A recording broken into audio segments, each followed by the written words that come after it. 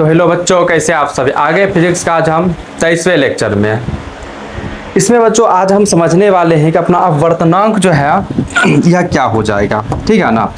तो चलिए आज हम समझते हैं अपवर्तनांक शब्द को, और इससे संबंधित जितने भी बिंदु हो जाएंगे उन सभी को आज हमें क्या करना है, देखना है, ठीक है ना बच्चों।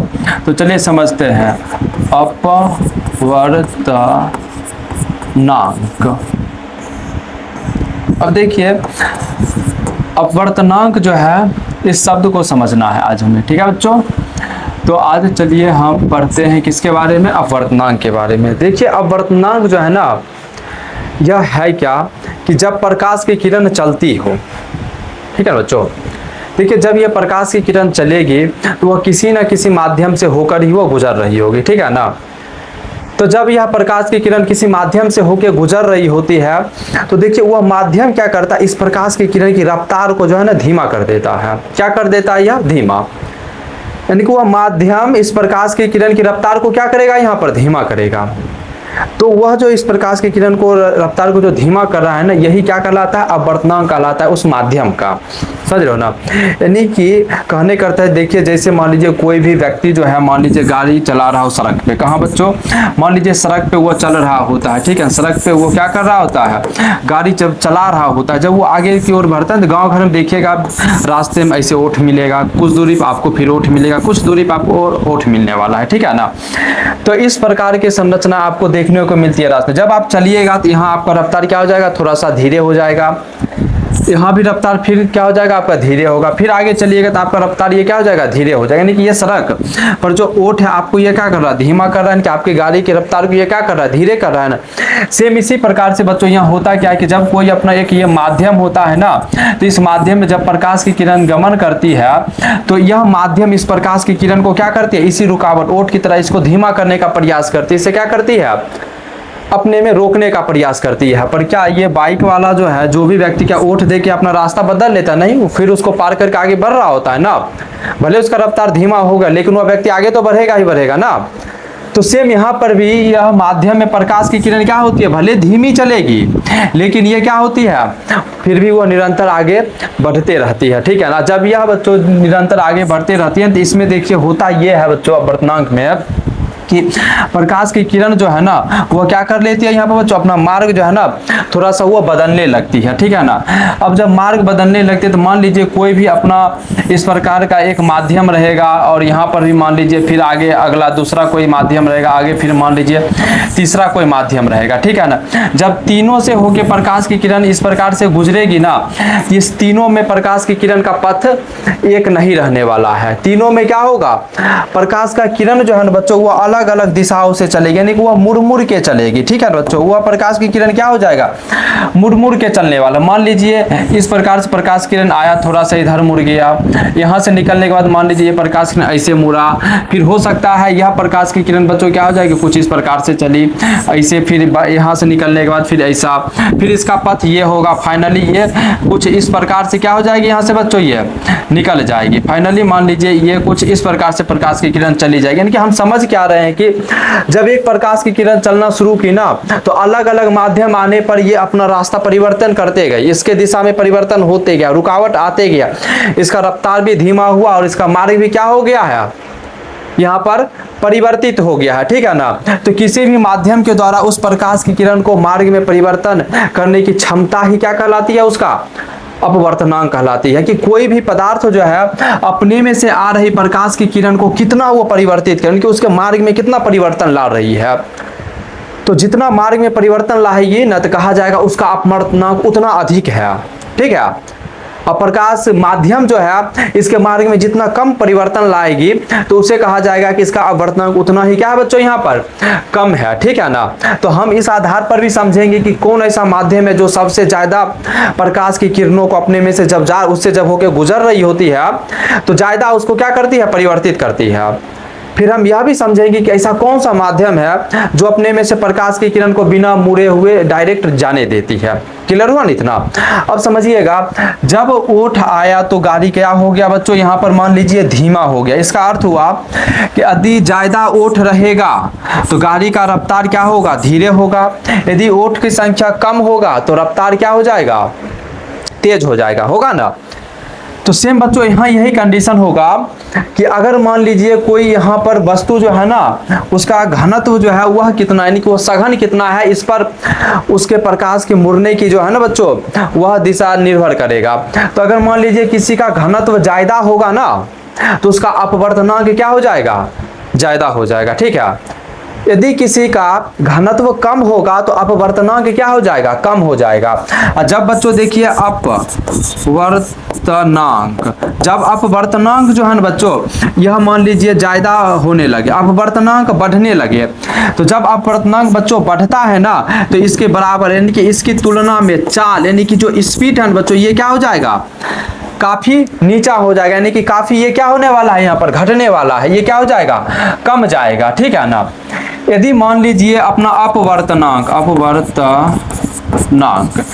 यदि मान लीजिए किसी पदार्थ का अपवर्तनांक जो है बच्चों वह काफी कम है, अपवर्तनांक क्या है, कम है, तो इसकी तुलना में यदि हम चाल की बात करेंगे ना तो उस माध्यम में चाल स्पीड क्या हो जाएगा, बढ़ जाएगा, ज्यादा हो जाएगा। यानी कि मान लीजिए कोई एक अपना माध्यम है, क्या है बच्चों यहाँ पर, मान लीजिए कोई माध्यम, मान लीजिए एक क्या है बच्चों यहाँ पर माध्यम है, तो माध्यम में प्रकाश की चाल जो है वह बढ़ेगी या घटेगी, या अपवर्तनांक ज्यादा होगा या कम होगा, ये दोनों एक दूसरे के क्या हो जाएंगे, व्यतकर्मानुपाती हो जाएंगे। क्या हो जाएंगे बच्चों, व्यतकर्मानुपाती। यानी कहने का अर्थ हुआ कि एक के बढ़ने से दूसरा घटेगा, दूसरे के बढ़ने से पहला क्या हो जाएगा, कम जाएगा। अगर पदार्थ का अपवर्तनांक ज्यादा है तो वह पदार्थ में प्रकाश की किरण की चाल काफी कम होगी। उसके बाद यदि प्रकाश यानी कि यदि पदार्थ का जो अपवर्तनांक बहुत कम है तो उस पदार्थ में प्रकाश की चाल काफी ज्यादा होगी। ठीक है, क्या इतना क्लियर हुआ? हाँ, यदि इतना क्लियर हुआ है ना तो अब देखिएगा, समझेंगे हम आगे चल के कि सबसे अधिक अपवर्तनांक किसका हो जाएगा और सबसे कम अपवर्तनांक जो है यह किसका हो जाएगा। ठीक है ना। अगर आप यहाँ तक समझे तो अब देखिए समझिए इन सब का डिफिनेशन जो है ना वो क्या क्या हो जाएगा। तो देखिए हम डिफिनेशन आपको जो है 3-4 लिखा देते हैं, आपको जो डिफिनेशन अच्छा लगे, जो सहूलियत तो उसे आप क्या कर सकते हैं, अच्छे से याद कर सकते हैं। ठीक है ना। तो 2-3 डिफिनेशन होगा जो कि आपके सामने कुछ इस प्रकार से रहने वाला है। चीज़ों को आप क्या करिएगा, अच्छे से नोट करते चलिएगा, अपने कॉपी पर लिखते चलिएगा। इसका क्या अन्य डिफिनेशन हो जाएगा, तो हाँ, तो देखिए अब क्या हो जाएगा, अपवर्तनांक। तो अगला देखिए होगा क्या कि निर्वात में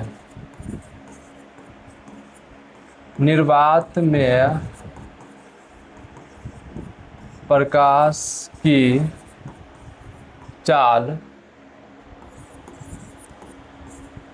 तथा उस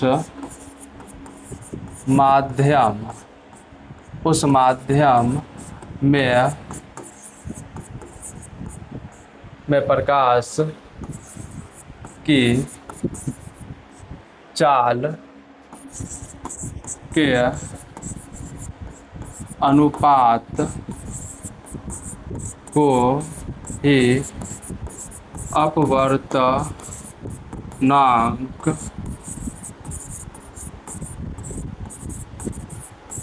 कहते हैं। ठीक है ना। यदि हम आगे बात करेंगे इसका तीसरा डिफिनेशन और क्या हो सकता है, वह देखिए बच्चों क्या हो जाएगा, अपवर्तनांक। जब अपवर्तनांक की हम बात करते हैं इनकी तीसरा, तो देखिए आपको ये वाला डिफिनेशन थोड़ा ज़्यादा क्या होगा, अच्छे से ध्यान रखना है कि किसी वस्तु का अपवर्तनांक किसी वस्तु या माध्यम किसी माध्यम का अपवर्तनांक, किसी माध्यम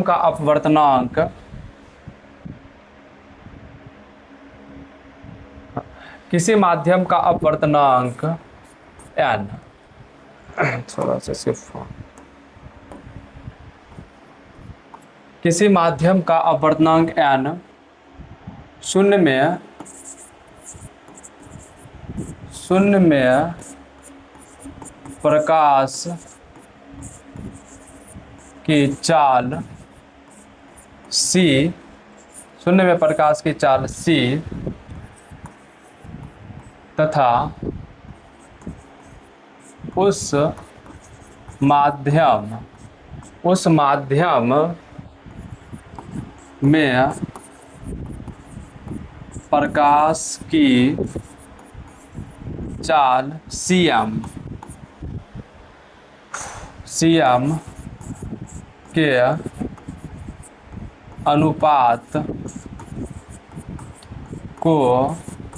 अनुपात को ही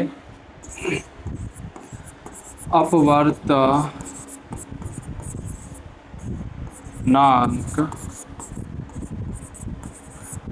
कहते हैं।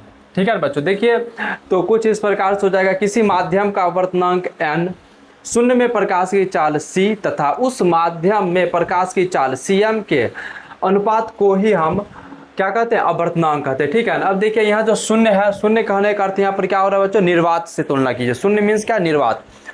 निर्वात में भी क्या होता है, कुछ नहीं होता है। शून्य जहाँ है, शून्य कहने का अर्थ हुआ कि वहाँ पर भी हवा भी नहीं है। तो निर्वात जो है वो एक ऐसा स्थान है जहाँ आपको हवा भी देखने को नहीं मिलेगा। ठीक है ना।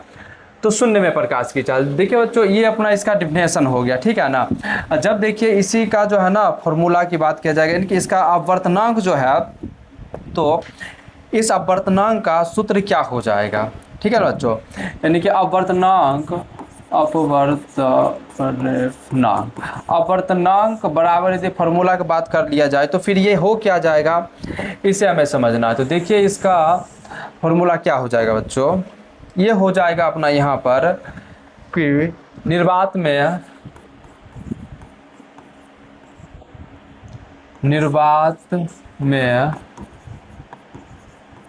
में प्रकाश की चाल बटे हो जाएगा उस माध्यम में प्रकाश की चाल। ठीक है ना। इसे देखिए बच्चों आपको ध्यान में रखना है। यदि मान लीजिए इस फॉर्मूला को हम शॉर्ट में लिखे तो हम इसे लिख सकते हैं यहाँ पर बच्चों, क्या n बराबर c बटे का cm लिख सकते हैं। क्या लिख सकते हैं बच्चों, इसे हम n बराबर, यानी कि n बराबर c बटे का cm हो जाएगा। ठीक है। ये इसका देखिए क्या होगा, यहाँ पर एक छोटा सा फॉर्मूला हो जाएगा। यदि हम इसी सूत्र पे हम क्या करें, किसी वस्तु का जो है ना यहाँ पर बच्चों हम अपवर्तनांक निकाल के देखिए कि क्या सच में अपवर्तनांक इस फार्मूला से निकल जाएगा, तो हाँ निकल जाएगा। जब हम बच्चों यहाँ बात करते हैं ना कि यहाँ पर अपवर्तनांक क्या इस सूत्र से निकलेगा, तो हाँ निकलेगा। अब कैसे निकलेगा, चलिए इसे अब हम यहाँ क्या करते हैं, हम थोड़ा सा देख लेते हैं। अगर मान लीजिए हमें यहाँ पर जो है अपवर्तनांक निकालने के लिए बोला जाए, ठीक है ना, किसका निकालने के लिए बोला जाए बच्चों, तो मान लीजिए हमें बोला जाए कांच का अपवर्तनांक निकाल। यहाँ हमें प्रश्न क्या दिया जाए बच्चों, कांच का, यहाँ हमें मान लीजिए प्रश्न दिया जाए कांच का अपवर्तनांक निकाले। ठीक है। तो अपने सामने एक प्रश्न आ गया, कांच का क्या निकाले बच्चों, यहाँ पर अपवर्तनांक निकाले। तो पहले आपको फार्मूला लिखना होगा। क्या लिखना होगा बच्चों, एक सूत्र लिखना होगा। ठीक है ना। तो सूत्र इसमें कौन सा लगेगा, तो अपवर्तनांक वाला। अपवर्तनांक बराबर क्या होता है, n, यानी कि अपवर्तनांक को हम n से सूचित करते हैं तो हम यहाँ क्या लिखेंगे, n बराबर c बटे का हम cm लिखेंगे। ठीक है ना। अब देखिए हमें n यहाँ पर ज्ञात करना है, हमें दोनों का पहले मान पता होना चाहिए। हमें c का भी वैल्यू पता होना चाहिए और cm का भी वैल्यू हमें क्या होना चाहिए, पता होना चाहिए। ठीक है ना। तो जब हम इस प्रकार से इसकी जब हम बच्चों बात करते हैं ना, तो आपको यहाँ ध्यान रखना है एक दो बिंदु को, कौन सा, कि निर्वात में सबसे पहले आपको ध्यान रखना है, निर्वात में प्रकाश की चाल। निर्वात में सबका दिमाग खराब कर,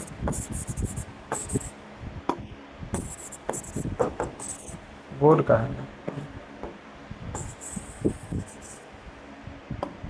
निर्वात में प्रकाश की चाल।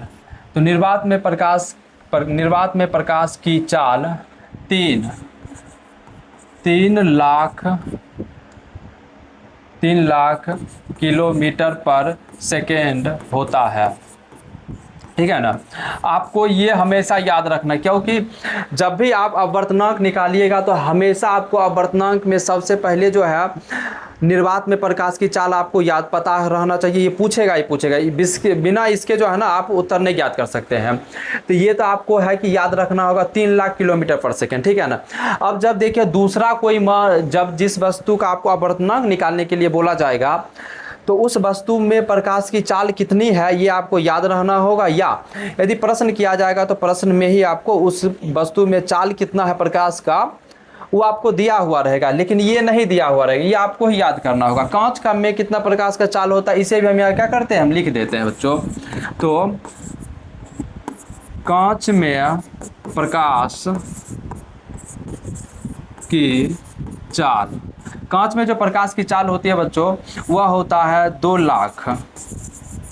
लाख किलोमीटर पर सेकेंड। ठीक है ना। ये देखिए हो गया अपना किसमें, निर्वात में प्रकाश की चाल और कांच में प्रकाश की चाल। ठीक है ना। जब बच्चों हम यहाँ पर पानी में हम बात कर ले, किसमें हम बात कर ले, मान लीजिए पानी, वाटर में, पानी में प्रकाश की चाल, तो पानी में जो प्रकाश की चाल होता है वह होता है 2,25,000। कितना होता है, 2,25,000 होता है, 25,000 किलोमीटर पर सेकेंड होता है। ठीक है ना। तो इस प्रकार देखिए अब हम क्या करते हैं, यहाँ पे कांच का और पानी का ना हम अपवर्तनांक निकाल के देखते हैं क्या यहाँ निकल जाएगा। हाँ, तो देखिए सी आपको तो वैल्यू है ऐसा कि याद रखना होगा कि जब भी प्रश्न हल करिएगा तो सब में ये लगेगा ही लगेगा। तो आपको देखिए यहाँ सी का वैल्यू पता है, सी यानी कि निर्वात में प्रकाश की चाल कितना, 3 लाख किलोमीटर पर सेकेंड, यानी कि आपको यहाँ लिखना होगा कितना, 3 लाख। ठीक है ना। यहाँ क्या लिखना होगा, 3 लाख, 1 2 3 4 5, 3 लाख। उसके बाद देखिए यहाँ पर सी एम यानी कि कांच में बोला जा रहा है, तो आपको क्या करना होगा, यहाँ पर कांच में प्रकाश की चाल पता होना चाहिए। कांच में कितना है बच्चों, 2 लाख है, 2 लाख है। ठीक है ना। और जब इसको आप भाग करिएगा देखिए ये 5 जीरो कट गया, 2 से 3 कट जाएगा, यानी कि यहाँ जो बचेगा यानी कि क्या निकल के आएगा, देखिए आपको यहाँ पर यानी कि n बराबर आया कितना, 3/2। जब इसे आप काटिएगा यानी कि 1 दशमलव क्या आएगा बच्चों, 5 आने वाला है। ठीक है ना। और 1.5 जो आया यही क्या आ गया है अपना कांच का यहाँ पर अपवर्तनांक आ गया है। क्या आ गया बच्चों, यहाँ पर कांच का अपवर्तनांक आ गया है। ठीक है ना। तो इस प्रकार से देखिए आपको अब क्या करना है, यानी कि HW में हम दे रहे हैं कि आपको कमेंट में बताना होगा कि आपको कि बताइए कांच का हम बता दिए ना, पानी का अपवर्तनांक क्या होगा। ठीक है, यानी कि आपको पानी का जो है अपवर्तनांक बताना है कि यहाँ पर क्या हो जाएगा। ठीक है ना। तो ये आपको कमेंट में बताना। अब देखिएगा जो ध्यान से कि हम आपको क्या किया अभी तक, अपवर्तनांक हम समझा दिए, अपवर्तनांक का हम डिफिनेशन भी लिखा दिए। ठीक है ना। फिर इसका हम यहाँ पर आपको फार्मूला भी बता दिए। जब ये बता दिए तो चलिए इसमें जो 1-2 और पॉइंट हो जाएंगे, उन बिंदुओं को भी अब हम यहाँ क्या करते हैं बच्चों, अच्छे से लिख लेते हैं, ताकि ये समझना भी अपने लिए क्या है, काफ़ी इंपॉर्टेंट है। तो अब चलिए इसे हम कैसे यहाँ लिखेंगे, चलिए नोटेड पॉइंट में हम सभी बिंदुओं को हम लिखेंगे। नोट में हमें सारे बिंदुओं को यहाँ क्या करना बच्चों, लिखना है। तो चलिए एक एक करके हम लिखते हैं। क्या हो जाएगा कि सघन माध्यम का अपवर्तनांक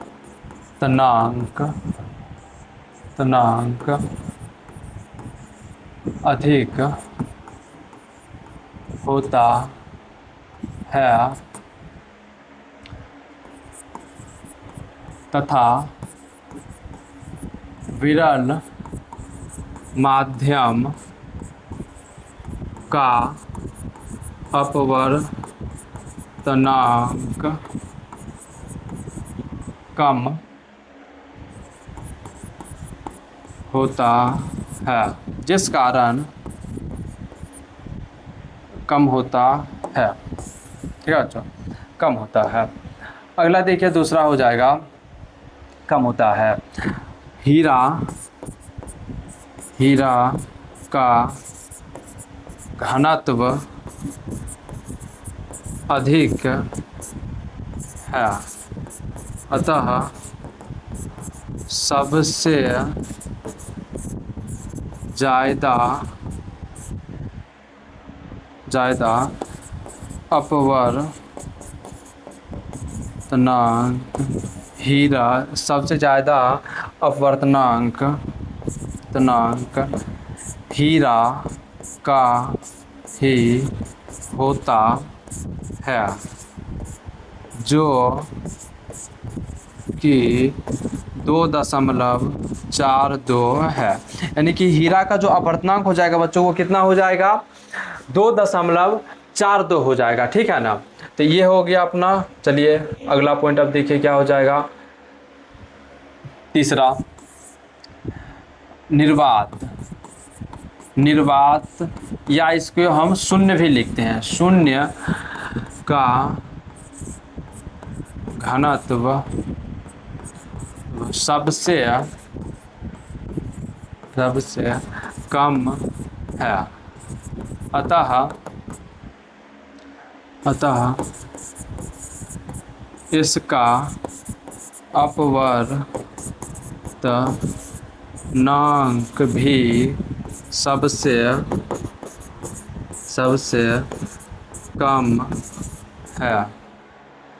सबसे कम है। इसका अपवर्तनांक भी सबसे कम है, जो कि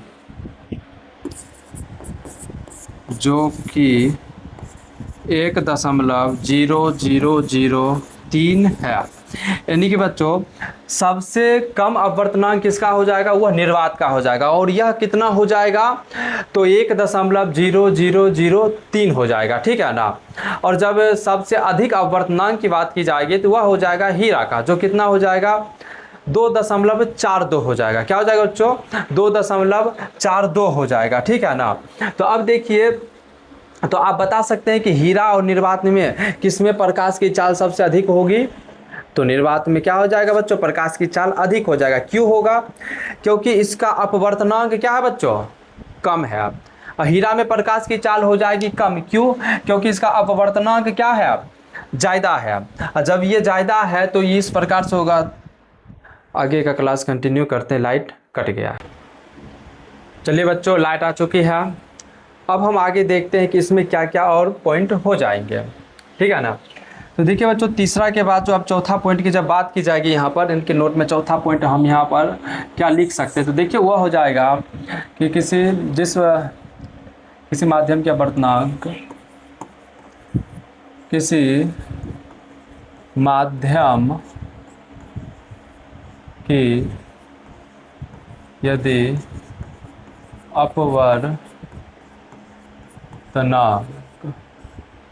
किसी माध्यम की यदि अपवर्तनांक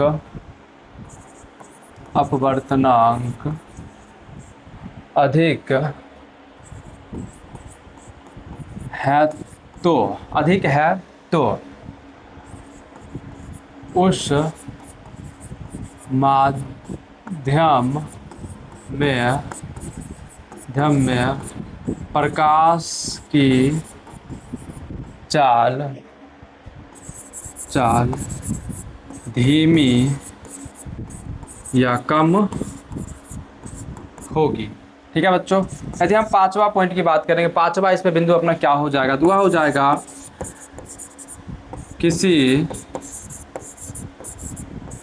किसी माध्यम की यदि अपवर्तनांक कम है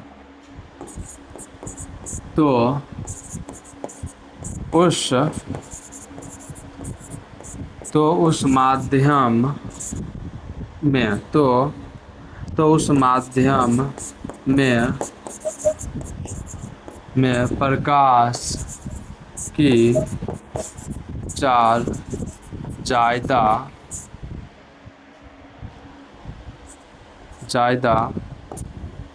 ज़्यादा या तेज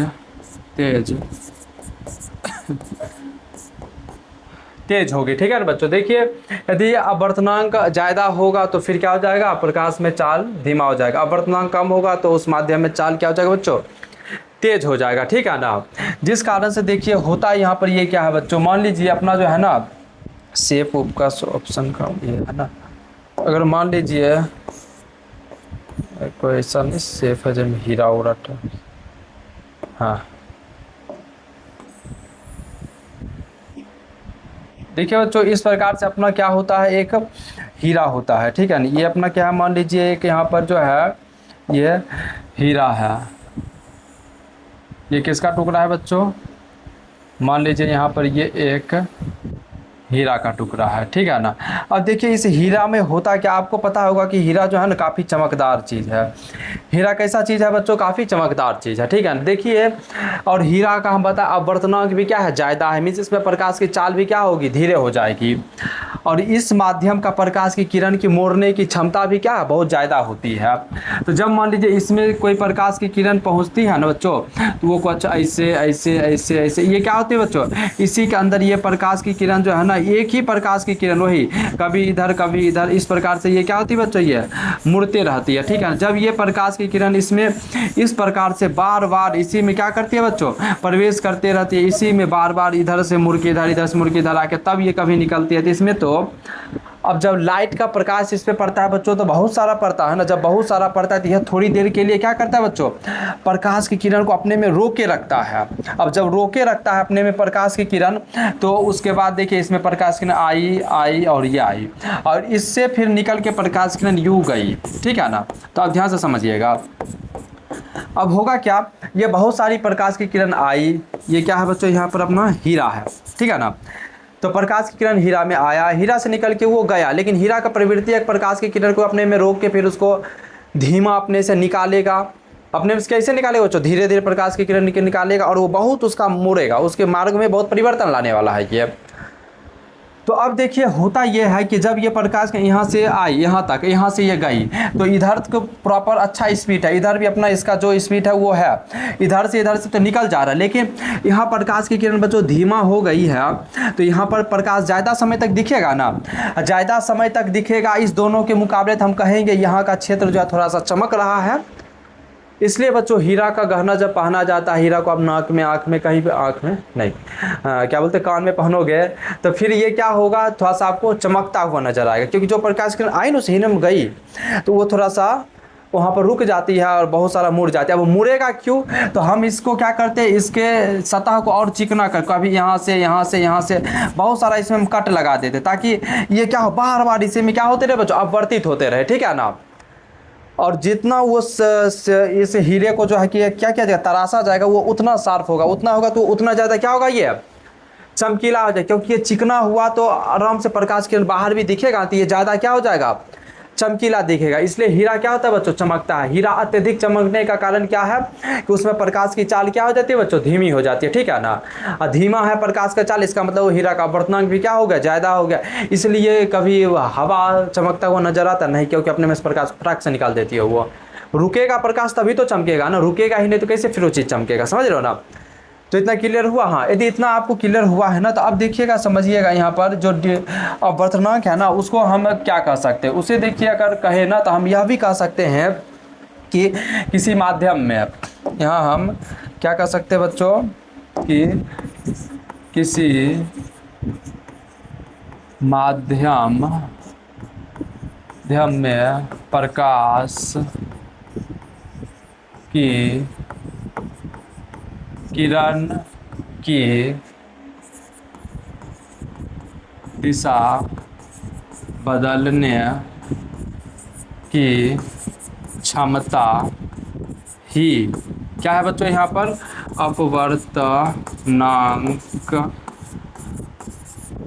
अपवर्तनांक है, ठीक है।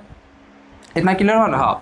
यदि देखिए आप यहाँ तक चीज़ों को समझे हैं, यदि अपवर्तनांक आप बहुत अच्छे से समझ चुके हैं, यहाँ तक आपको दिक्कत नहीं है ना, तो अब जो हम आपको समझाने वाले हैं ये आपको क्या हो जाएगा, बहुत ही अच्छे से क्लियर हो जाएगा, ठीक है ना। यदि अपवर्तनांक को इतना समय लेकर हम समझाए, कारण क्या है कि जो आगे अब चीज़ें आएगी वो उसमें आपको दिक्कत नहीं होने वाला है। तो फिर आगे अब क्या आने वाला है, अभी देखिए हम आपको बताते हैं कि अगला जो पॉइंट हो जाएगा टॉपिक, वो अब अपना क्या रहने वाला है। देखिएगा आगे इसके बाद हम फिर क्या पढ़ेंगे, हम देखेंगे बच्चों यहाँ पर अपना क्या देखेंगे, सापेक्ष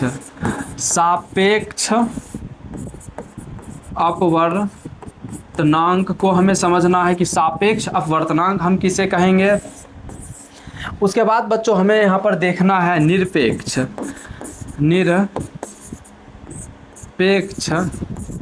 अपवर्तनांक हम किसे कहेंगे, ठीक है ना। निरपेक्ष अपवर्तनांक हम किसे कहेंगे।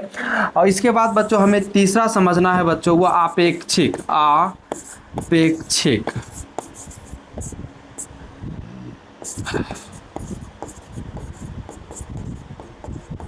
हमें तीसरा पॉइंट बच्चों यहाँ देखना है कि आपेक्षिक अपवर्तनांक किसे कहेंगे। देखिए अपवर्तनांक हम समझे, तो अब हमें क्या समझना है इसके बाद बच्चों, हमें सापेक्ष अपवर्तनांक समझना है, निरपेक्ष अपवर्तनांक समझना है और हमें आपेक्षिक अपवर्तनांक समझना है। जिसमें देखिए आपको ये जो दोनों है ना, ये दोनों का तो परिभाषा सिर्फ लिखाएंगे, ये खत्म हो जाएगा, इसमें ज़्यादा कुछ नहीं होगा। जो थोड़ा सा मेहनत लगेगा आपको वो इसमें लगेगा आपेक्षिक अपवर्तनांक में, क्योंकि जो ये आपेक्षिक अपवर्तनांक हो जाएगा इसमें आपको परिभाषा भी समझना है और इसमें कुछ समीकरण हो जाएंगे, उनको भी आपको यहाँ क्या करना होगा, देखना होगा, ठीक है ना बच्चों।